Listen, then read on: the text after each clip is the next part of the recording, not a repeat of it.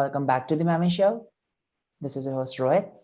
Today we have Wylie, the business technology expert and digital strategist. Thank you, Wylie, for getting into the show.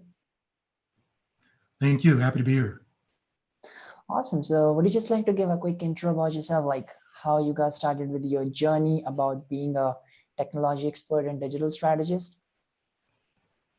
Yeah, so my journey began at the age of 19. A family member, my aunt, actually encouraged me to pursue a career in technology. However, at the time, I was still pursuing other career aspirations. I wanted to be an actor at 19.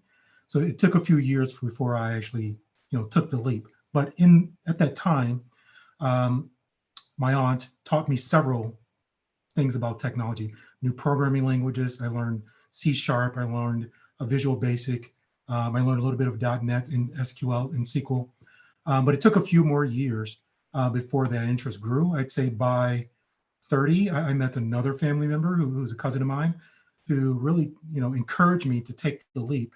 And it was his guidance that encouraged me to focus on technology as a career, which led to me pursuing Microsoft certifications as my first formal education path to technology.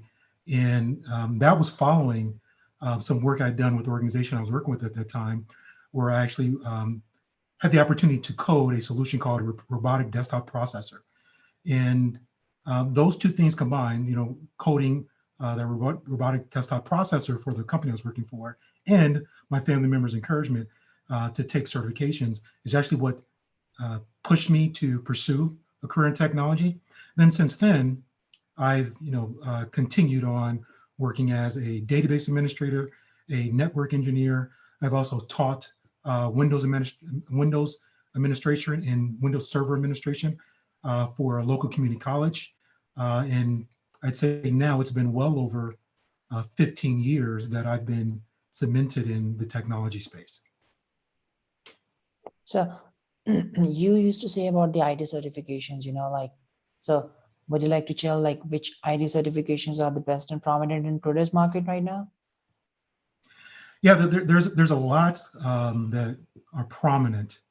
For someone who's really just getting started at the beginning of their career, it's my preference that they start with a certification called CompTIA A+. And that's a very entry-level certification that'll teach you the basics of technology. What is computing? What's the different hardware components of a computer, as well as some of the software elements, components to that. After that, I would say there's a couple of additional decent ones, but each one geared toward a different specialization. For instance, that same company, CompTIA, they have a certification called Network Plus, which someone can pursue if they're interested in becoming a network administrator, or Security Plus, which someone can start if they want to start a career in technology security or cybersecurity. I think all of those are great certifications for someone who's at the beginning of their career.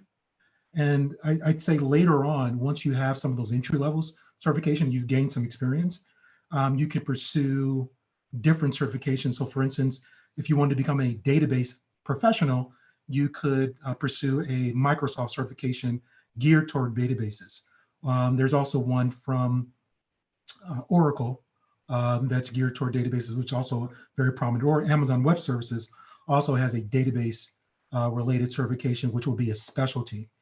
And if someone wanted to pursue something like security, technology security, then there's several certifications in that space as well. One of the top ones is called Certified Information System Security Professional, which is for someone who has at minimum 5 years of experience in the security space. But it really just depends on where you are in your career, whether you want to start with that beginning certifications or some of those certifications that are geared toward someone with significant experience. I get it. Cool.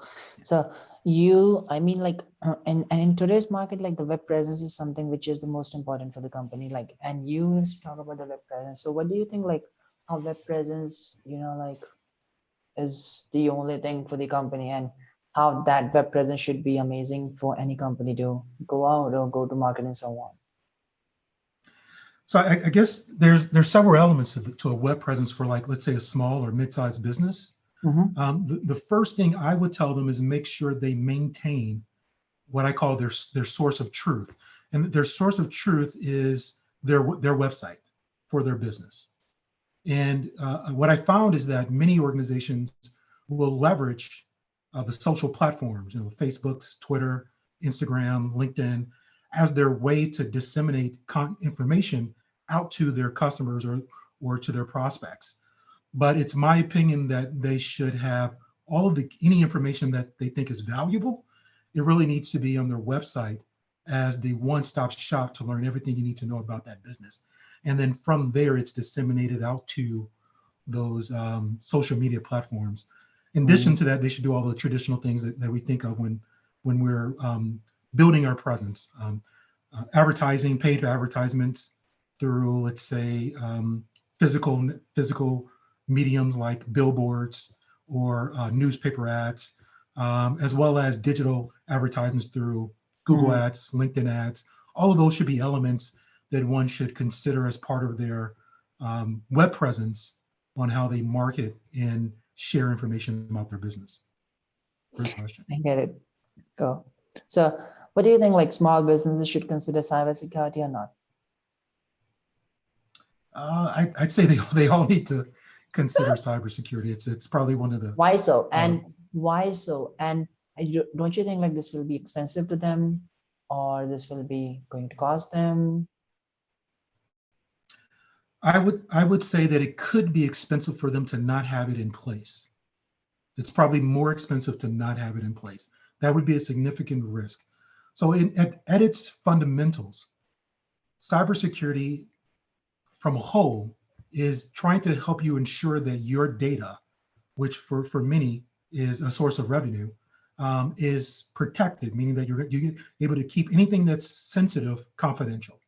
Also means that you can ensure that when people need it, when your customer needs it, they have effective access to get to it, and that there's nothing impeding them from being able to get the actual information as it is intended, meaning that it doesn't change from the source to the point where they get it. So at its core, that is what system security, or sometimes cybersecurity, is trying to do. And there's some basic things that the companies can do to become more secure. Sometimes it's that simple as turning off firewall ports, which can be low cost. Your network administrator can do that for you. Sometimes it can be as simple as documenting the processes you put in place for managing your data. That's just ensuring that you have your documentation that you can share out to any regulatory body. And then sometimes they have to do it because the regulatory body requires them to have these things in place, because if they don't, they could get fined by one of the regulatory bodies, like the U.S. government, or if they're in the UK, the European Union may also be able to fine you if you don't have things in place. So I'd say they need to do it, even if it is expensive. But when you consider what the fines may be, it would probably be more expensive to not have it in place. Get it. So would you like to give a quick explanation regarding the federal and state regulations as well regarding the businesses? Like I'm talking about I think in the US market, obviously, Yeah, so in the US market, so the US market is a gambit, but I'd say what has influenced the US market is from Europe, which is the GDPR, Data Privacy Act that they have, that requires that businesses are more upfront about how they utilize data and put power back into the citizens to actually have control of any data that businesses may have that was sourced from the citizens. That's actually had a larger influence in the US market than probably any of the regulations that we have in the US. Since then, we've deployed California Data Protection Act, which is only one state within the United States. But since then, we've had several initiatives through independent states to actually create some type of regulation around security that is growing in the market. We don't have one regulatory federal body that dictates how every state operates, but it's likely coming very soon. We do have some frameworks in place, and I can say that the NIST Security, National Institute of Security and Technology, is a U.S. driven framework around how security for technology should be managed, but it is not a requirement for any business to utilize it. It's just a guide that is influencing how we manage things. You also say like why the companies should be always working with the certified consultant and vendors, so why so? And what's the main thing behind that? Yeah, so there, I guess there's two parts to that. So the first one is for businesses. It's highly encouraged to work with a vendor. Let's say you're outsourcing your services to a vendor, and if your business can be regulated by, let's say, GDPR, let's say you must adhere to GDPR, or you must adhere to the California Data Protection Act. You have regulatory bodies that are telling you that you must meet set standards. And it makes sense that if you're offloading some of your services off to your vendor, that they too need to meet those standards, because if they don't, you as a business may be liable if, let's say, they are breached from a security standpoint, and then you are sued. And if your business is sued, you may not have the legal fortitude to sue your vendor because they lacked in meeting the regulatory guidelines. So the best way for you to ensure that your vendors are meeting the same regulatory guidelines you're meeting is to ensure that they are also meeting those same regulatory guidelines. And for the most part in the U.S., it typically falls on just a couple things. Now, it could be the California Data Protection Act, but typically we have a couple frameworks that we actually try to work toward. One is PCI, which is the payment card industry. That's to process credit cards and ACH banking account transactions. Oh, yeah. Another is SOC, which is the, I'm going to get this wrong, Service Operations Center, Security Operations Center framework, which is focused around ensuring that you have key practices and recommended practices in place that protect your business. And there are a few others that are out there in the market.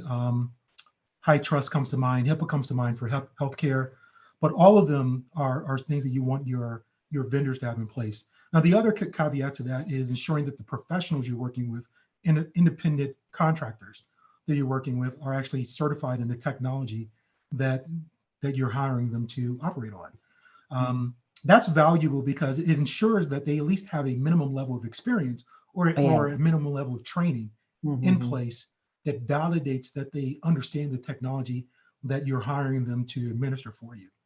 And I'm a big proponent of having certifications because I think they showcase one's skill. But I think from a business standpoint, it's probably the only real way that you can validate that the person you're hiring actually knows the technology that you're hiring them to work with. Okay. Any best advice do you have for small businesses or the businesses or enterprises, like if they are scaling their business or if they are looking for hiring any vendors or consultant for their company? So any best advice do you have for them? In addition to validating certifications and meeting regulatory bodies requirements, I'd say the best recommendation I have is to get references from other businesses that are work with those vendors. I don't encourage just leaning toward any online references, because those online references, like LinkedIn references or recommendations on Google, all of those can be faked and sometimes purchased. But ask for real names, real emails, real contact numbers of individuals you can contact who have worked with those vendors or those professionals in the past to validate that that individual has the skill or that company has the skills that they are claiming to have. That's probably the best method to validate it that I've seen in the market today. Get it. Cool. Awesome. Thank you so much, Wylie, for getting into the show. And it was good to have you on, talk about the state and federal regulations and how companies can hire these certified vendors and consultants. So yeah, thank you so much for getting in.